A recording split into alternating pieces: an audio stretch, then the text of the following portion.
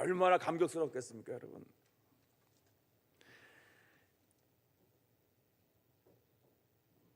종료주일, 여러분, 고난주일은 그래서 두 가지 감정이 있습니다. 여러분, 이 감격스러운 기쁨과 즐거움이 있고, 예수님께서 고난을 받으실 것이라는 슬픔과 애통함이 있습니다. 이 두 가지 감정, 기쁨과 슬픔, 영광과 고난, 십자가와 멸류관, 이것이 실타래처럼 와 섞여 있는 게 그 종료주일이고 고난주간입니다. 어느에 초점을 두느냐에 따라서 사람마다 다릅니다. 어떤 사람은 죽음에 초점을 둬서 일주일 내내 금식하는 분도 있고, 어떤 사람은 우리가 부활에 초점을 둬서 우리가 평상처럼 절제하지만은 그래 평상처럼 살아가는 사람들이 많습니다. 중요한 것은 율법주의와 형식주의에 빠져서 상대방이나 나와 다른 사람을 정죄하면 안 된다는 것입니다.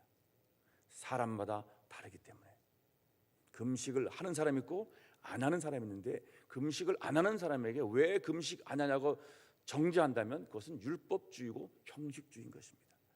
왜냐하면 고난주간과 종료주일에는 두 가지가 섞여 있기 때문에 그렇습니다.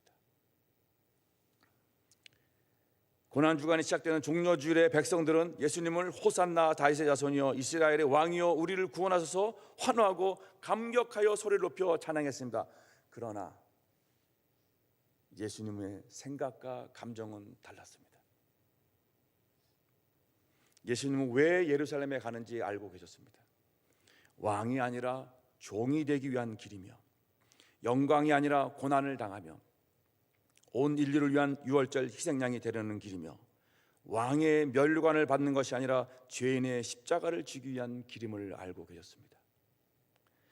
백성들은 자신들의 왕이 되어서 로마의 압제로부터 해방되길 원했지만 예수님의 방식은 피 흘리는 전투가 아니었습니다. 자신이 희생제물이 되어 평화를 이루는 것입니다.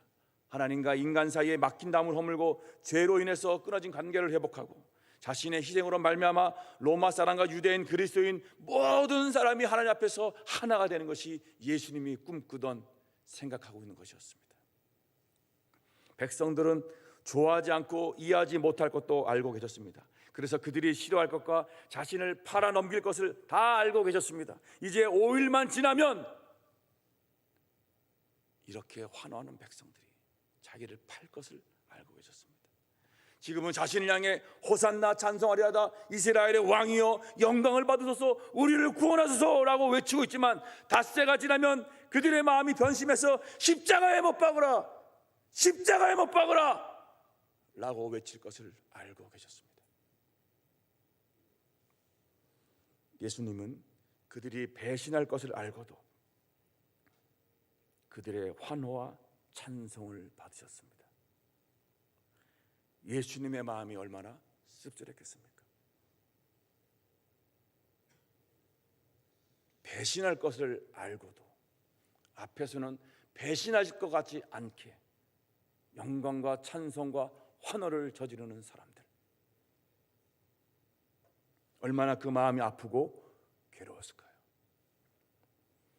변덕스러운 군중들, 자신들에게 이익이 될 것 같을 때는 왕이라 부르며 호산나 찬송하리로다 외치지만, 자신들의 기대와 달리 아무런 힘도 기적도 능력도 발휘하지 못하고 죄인처럼 잡혀서 멸시와 조롱과 고난의 채찍을 받을 때는 함께 손가락질하고 침을 뱉고 조롱하며 십자가에 못 박으라고, 십자가에 못 박으라고 외칠 군중이었습니다.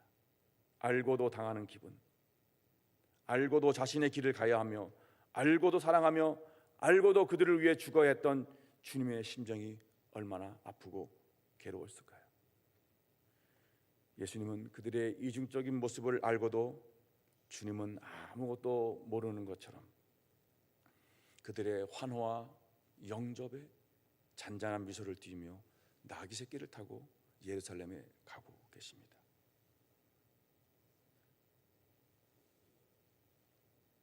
하나님의 법칙은, 하나님의 나라는 세상과 다릅니다. 예수님은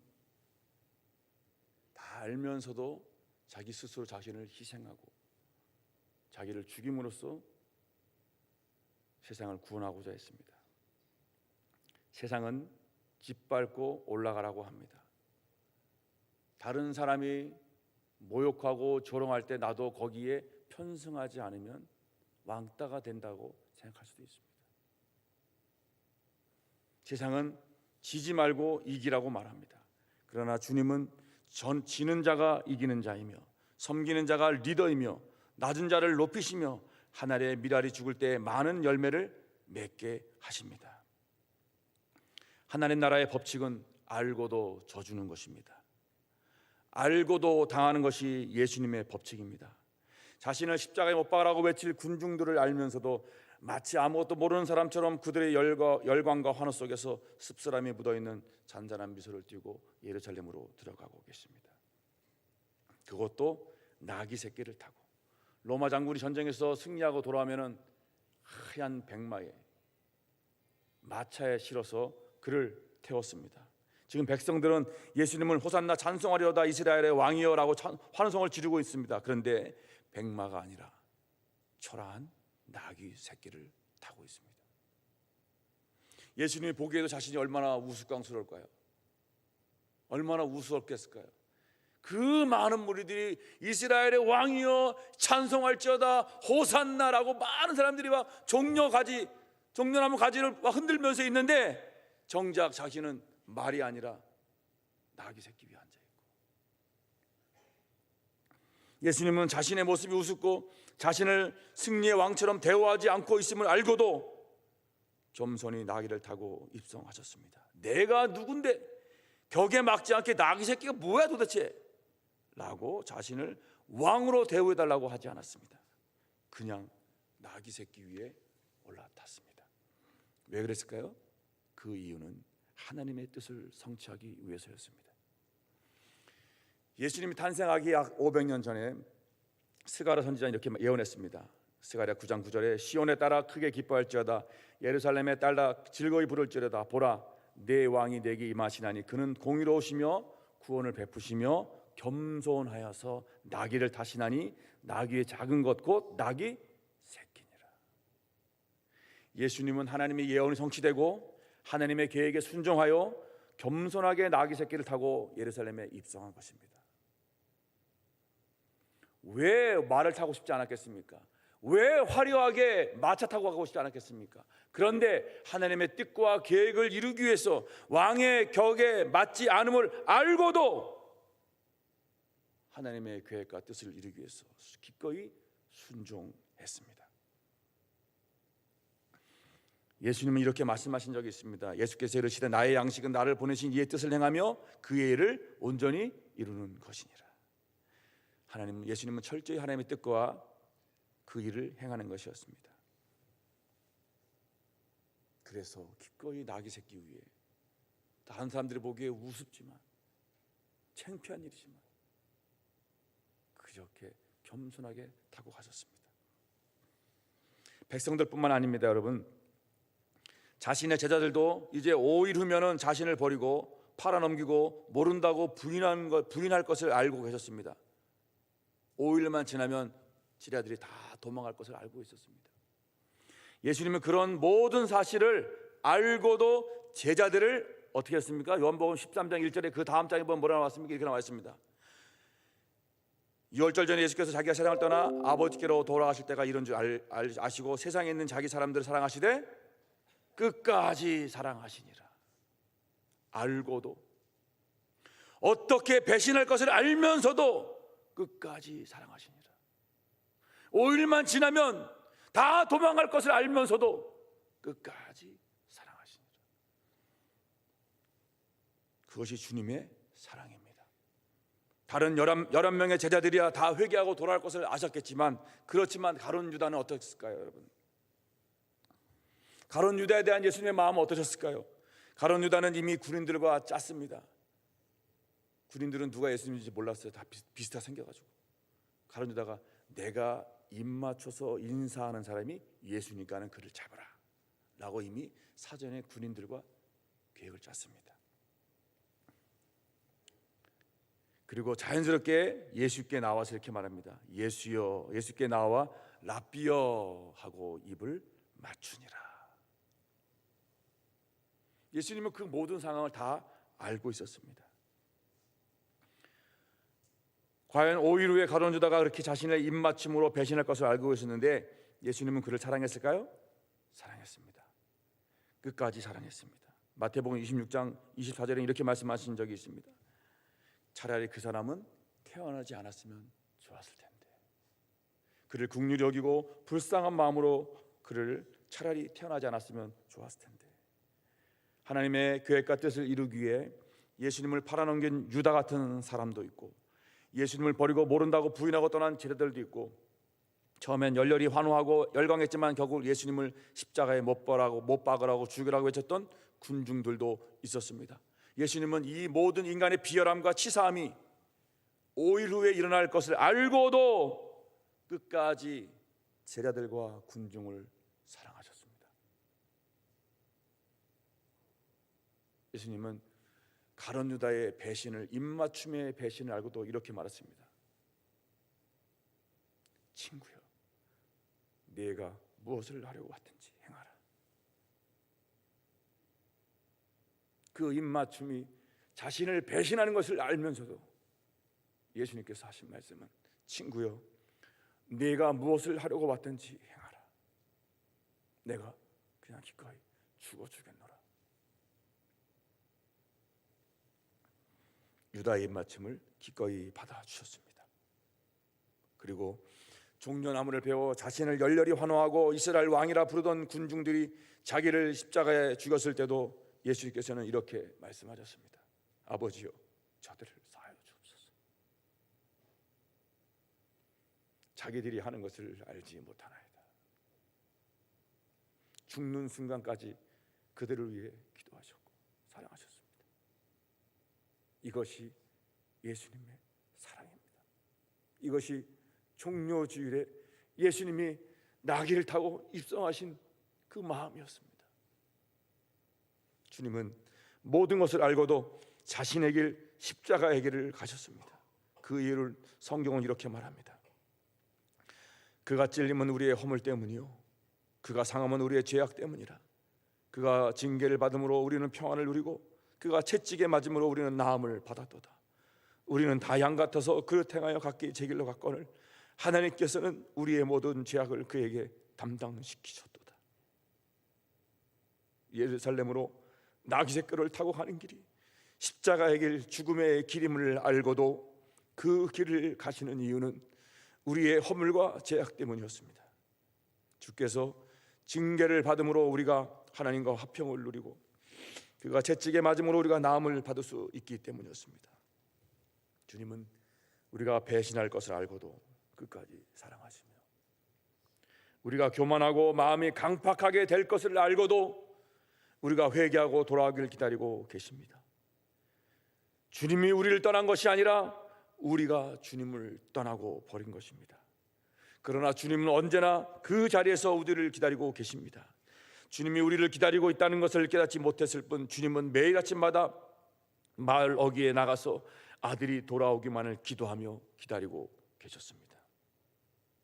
사도 바울은 예수님의 이런 마음을 이렇게 표현합니다. 너희 안에 이 마음을 품으라. 곧 그리스도 예수의 마음이니 그는 근본 하나님의 본체시나 하나님과 동등됨을 취할 것으로 여기지 아니하시고 오히려 자기를 비워 종의 형체를 가지사 사람들과 같이 되셨고 사람의 모양으로 나타나사 자기를 낮추시고 죽기까지 복종하셨으니 곧 십자가에 죽으심이라.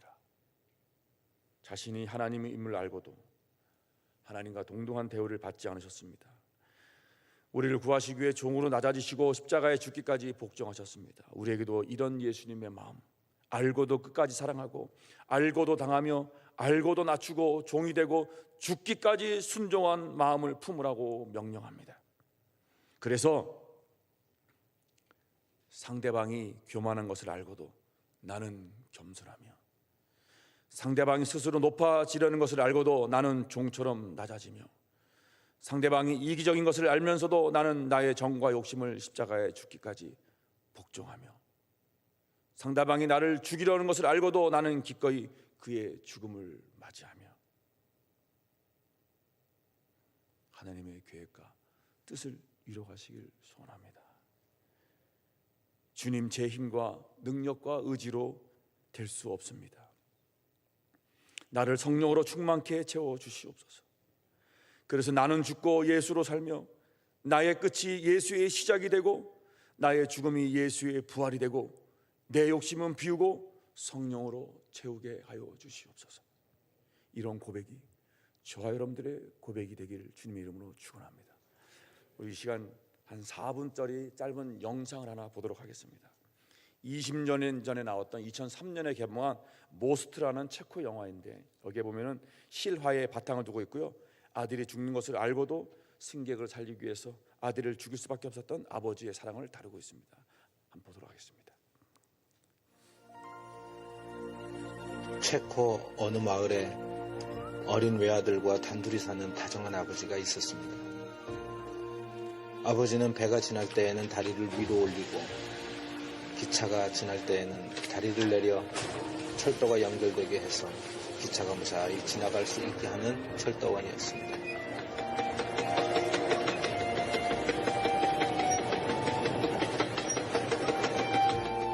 사랑스러운 어린 아들은 자기 아버지가 철도를 연결시켜 놓으면 승객들을 태운 기차가 기적을 울리며 빠르게 지나가는 장면을 지켜보는 것을 좋아했습니다. 어느 날 배가 지나가기 위해 다리가 위로 올려져 있을 때 기차가 예정보다 일찍 빠른 속도로 달려오는 것을 바깥에서 있던 아들이 보았습니다.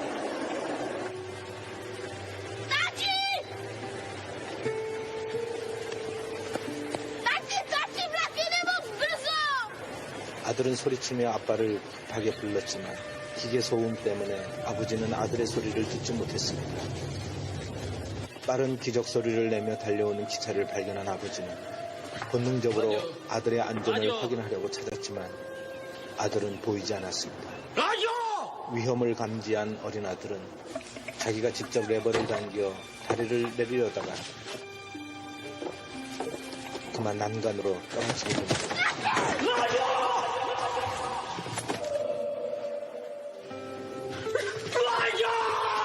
절규하며 아들을 부르던 아버지는 짧은 시간 갈등을 합니다. 그대로 다리를 내리게 되면 어린 아들이 다리에 깔려 죽게 될 것이고, 아들을 살리고자 다리를 내리지 않으면 기차 안에 수많은 승객들이 대형사고로 죽게 될 것이 뻔한 상황이 되었습니다. 절박한 상황 속에서 어쩔 수 없이 아들을 포기하고 승객들을 살리고자 아버지는 다리를 내리는 쪽을 선택하고야 합니다. 그렇게 사랑하는 어린 아들은 돌아오지 못했습니다.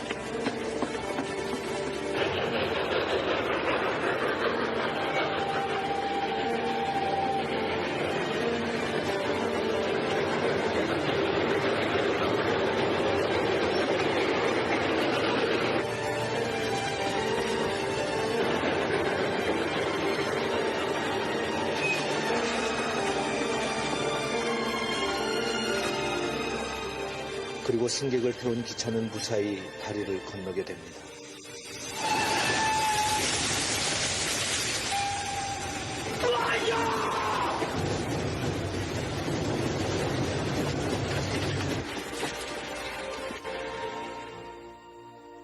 다리를 내린 후 뒤늦게 달려가 죽은 어린 아들을 꺼내어 부둥켜 안고 목 놓아 우는 아버지.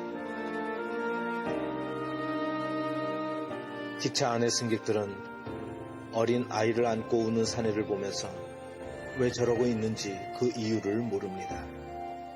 그저 무심하게 차창 밖을 응시하고 있을 뿐입니다. 그리고 승객들은 여전히 웃고 떠들며 자기들의 목적지를 향해 기차에 몸을 싣고 지나가고 맙니다. 성경은 선언합니다. 우리가 아직 죄인 되었을 때에 그리스도께서 우리를 위하여 죽으심으로 하나님께서 우리에 대한 자기의 사랑을 확증하셨느니라. 모스트는 체코말로 다리라는 뜻인데 영어로는 최고란 뜻이기도 합니다. 하나님은 죄인이었던 우리를 사랑하셨고 우리를 사랑하신다는 최고의 표현으로 당신의 독생자 예수 그리스도를 십자가에 매달려 죽기까지 내어놓으셨습니다. 우리가 받은 구원 안에는 당신의 아들을 기꺼이 포기하시고 우리를 택하신 하나님의 선택이 담겨져 있습니다. 하나님 아버지의 눈물과 마음을 헤아리는 그런 한 주간이 되시기를 축복합니다.